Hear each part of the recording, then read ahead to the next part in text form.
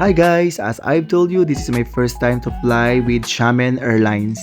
And honestly, hindi nga ako napawaw dun sa airplane. Hindi ko alam kung bakit medyo maliit, parang domestic aircraft lang yung gamit nila. Pero laban na yan, basta makauwi lang ng safe. Sabi ko nga dun sa kasamahan kong katabi, wag na lang akong gisingin kasi medyo pagod ako. Pero kapag ka naamoy ko yung pagkain, sino ba namang hindi gigising, di ba? So yun na nga, it's already 7 p.m. here in Netherlands kaya nag-serve na nga sila ng dinner. And yung dinner namin ngayon is kalderetang manok siguro to. At dahil inaantok na nga ako guys, honestly wala pang 5 minutes siguro ubos ko na yung pagkain. Minadali ko na talaga para at least makatulog na kagad ako. Pero guys, nag-serve na naman sila ng another snacks kaya no choice ako kundi kumain.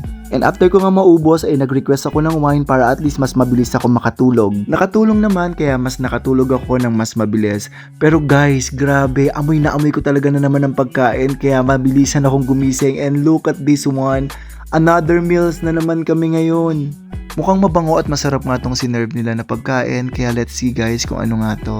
So guys, if you can see, giniling nga ito na pork and rice again. And guys, medyo nakikita ko na nga sa monitor na medyo malapit na kami.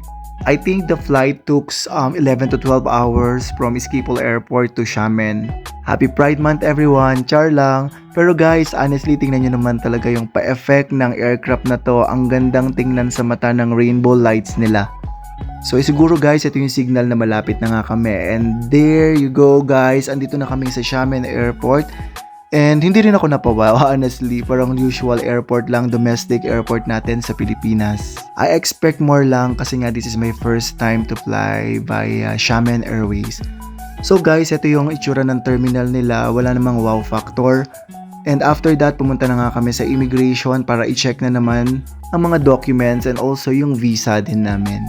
Then straight ahead, we proceed na rin sa customs para kung meron kaming declaration kung ano man i-declare namin. May process na rin para at least makapag-board na rin kami sa next aircraft. At dahil wala namang special dito sa Xiamen, China, kaya mag-board na lang tayo ng aircraft at bilisan na nating makauwi. At excited na rin ako makauwi dahil for the first time susundin daw ako ng akong uyab. Uy, sana all! Kilig yarn! So guys, this is for real. Andito na nga ako sa Pilipinas and I'm so excited to see my family and of course my loved one.